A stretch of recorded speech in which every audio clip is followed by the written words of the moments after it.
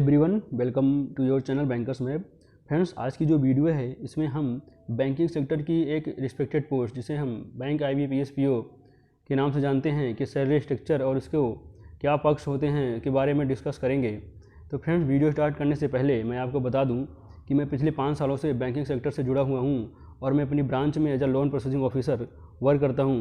तो फ्रेंड्स, चलिए वीडियो को स्टार्ट करते हैं और बैंक PO के सैलरी स्ट्रक्चर के बारे में डिटेल में हम डिस्कशन करते हैं। तो फ्रेंड्स, जो इसका बेसिक पे होता है उसे वो है 36,000। तो अगर हम इसके ग्रॉस सैलरी को कैलकुलेट करना चाहें तो ग्रॉस सैलरी को कैलकुलेट करने के लिए हमें से कुछ मेजर कंपोनेंट्स जिसे हम dearness allowance, SA special allowance और CCA सिटी कॉम्पनसेटरी अलाउंस और नॉन CCA, जहाँ पे CCA अलाउंस नहीं मिलता है वहाँ पे नॉन CCA अलाउंसेस मिलते हैं, वो और लर्निंग अलाउंस को क्लब करके जो अमाउंट आता है उसे एक ग्रॉस सैलरी हमारी वो बैंक PO की ग्रॉस सैलरी कैलकुलेट होती है। तो फ्रेंड्स, अगर हम करंट DA की बात करें तो हमारा जो भी करंट में DA है वो 38.92% है। तो अगर हम इसे बेसिक अमाउंट का 38.92% कैलकुलेट करेंगे तो वो अप्रॉक्स 40,011 रुपीज़ के अप्रॉक्स होता है। अगर हम इसके SA की बात करें जिसे हम स्पेशल अलाउंस बोलते हैं तो वो हमारा जो भी है 16.40 प्लस इसमें अप्लीकेबल DA को भी हमें क्लब करना पड़ता है। तो 16.40 प्लस उसमें अप्लीकेबल DA को जब हम क्लब करते हैं तो टोटल अमाउंट 22.78% के आसपास होता है। और इसे हमें जो हमारी बेसिक पे है 36,000 उससे 22.78% जब कैलकुलेट करेंगे तो हमारा 8,201 रुपीज़ के अप्रॉक्स होगा। अब इसकी हम बात करते हैं लर्निंग अलाउंस की। तो फ्रेंड्स, अभी जो लेटेस्ट BPS हमारा हुआ है उसमें हमारा एक लर्निंग अलाउंस, एक नया अलाउंस इंक्लूड किया गया है जो हमारा 600 प्लस अप्लीकेबल DA होता है। तो इसे अगर हम 600 प्लस अप्लीकेबल DA इसमें कैलकुलेट करते हैं तो वो 833 रुपीज़ होता है, प्लस नॉन CCA अलाउंस जिसे जो कि जनरली 700 रुपीज़ होता है। Friends, non CCA allowance actually हर जगह ही मिलता है, बट जो CCA अलाउंस है वो हमें हर जगह नहीं मिलता है। जो CCA अलाउंस जिसे हम बोलते हैं, हम सिटी कॉम्पनसेटरी अलाउंस, वो हमारा मेजर सिटीज़ जैसे कि कुछ जो हमारे हिल एरियाज़ होती हैं, जैसे नॉर्थ ईस्ट के जो एरियाज़ हैं जैसे आपके मणिपुर, अरुणाचल और आपका लेह लद्दाख, ऐसे ही रिकांगपी वगैरह जैसे जो हिल एरियाज़ हैं, जो रिमोट एरियाज़ पे जो ब्रांचेज हैं वहाँ पे आपको सिटी कॉम्पनसेटरी अलाउंसेस मिलता है। तो हम अपनी ग्रॉस सैलरी की कैलकुलेशन में हम सिटी कॉम्पनसेटरी अलाउंस को एक्चुअली इंक्लूड नहीं करेंगे क्योंकि ये एरिया वाइज और सिटी वाइज अलग अलग होता है, तो हम इसे इंक्लूड नहीं करेंगे। तो अगर हम सारे अमाउंट को क्लब करें तो जो हमारा अप्रॉक्स अमाउंट आता है ग्रॉस सैलरी का वो आता है 59,745 रुपीज़।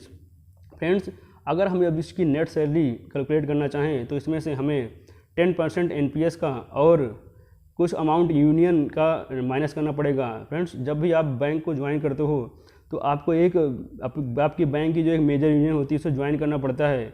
तो उसका कुछ अमाउंट आपके अकाउंट से डिडक्ट होता है और हर महीने उनको पे होता है जो कि अप्रॉक्स 500 के आसपास होता है।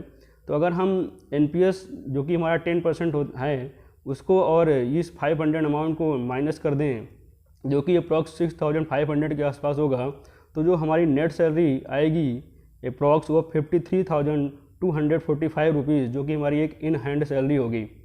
फ्रेंड्स, इसमें मैंने इनकम टैक्स को माइनस नहीं किया हुआ है क्योंकि इनकम टैक्स जो हमारा वो ग्रॉस सैलरी पे जो कैलकुलेट होता है वो सबका अलग अलग होगा, क्योंकि कुछ लोग अपना जो इन्वेस्टमेंट करते हैं उस बेसिस पे उनकी ग्रॉस सैलरी जो हमारा इन्वेस्टमेंट अमाउंट माइनस होने के बाद जो इनकम टैक्स कैलकुलेट होता है वो अलग अलग होगा। तो मैंने इसको इनकम टैक्स को इसमें कैलकुलेट नहीं किया। तो फ्रेंड्स, ये तो हमारा हो गया बेसिक पे और उसका जो हमारा सैलरी का स्ट्रक्चर मेनली होता है उससे मैंने बताया। अब हम अगर बात करें इंक्रीमेंट्स की तो फ्रेंड्स, इसमें जो इंक्रीमेंट होते हैं वो हमारे 1,490 के 7 इंक्रीमेंट, 1,740 के 2 इंक्रीमेंट और 1,980 के 7 इंक्रीमेंट होते हैं। तो फ्रेंड्स, अभी तक हमने इसके बेसिक पे और इंक्रीमेंट्स के बारे में जाना।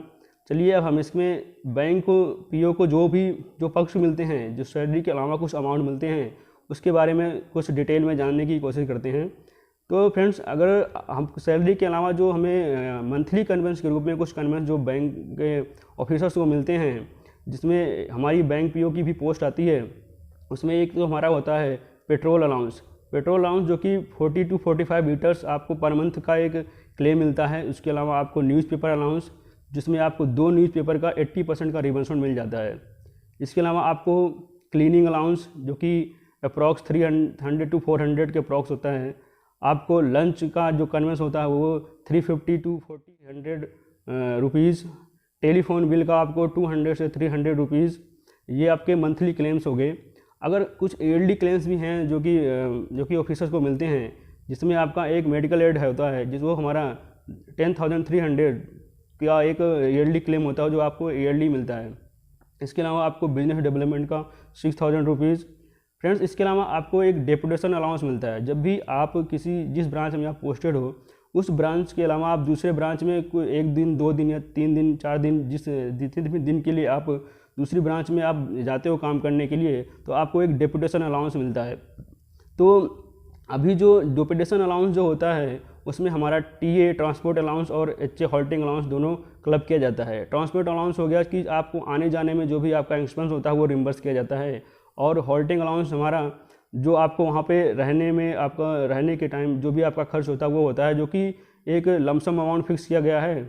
वो सिटीज़ वाइज वेरी करता है, बट जो सबसे लोवेस्ट लमसम अमाउंट अगर की बात करें तो वो 1200 हमारा जो है वो भी फिक्स हुआ है।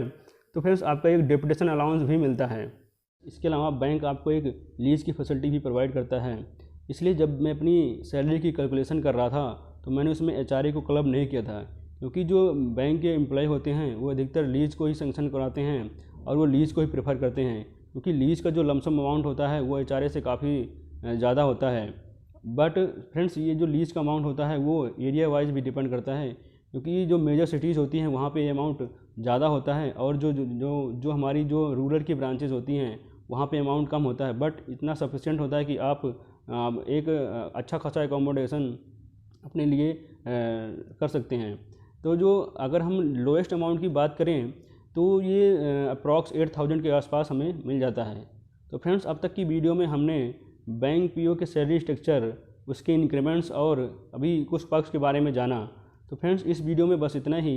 अभी हम ऐसी बहुत सारी वीडियोज़ लेके आएंगे जिसमें हम बैंकिंग से रिलेटेड टर्मिनोलॉजीज़ और ऐसी इंटरेस्टिंग वीडियोज़ आपके लिए लेके आएंगे। तो आप इस चैनल को प्लीज़ सब्सक्राइब करें और इस चैनल पर बने रहें। वीडियो को पूरा देखने के लिए धन्यवाद।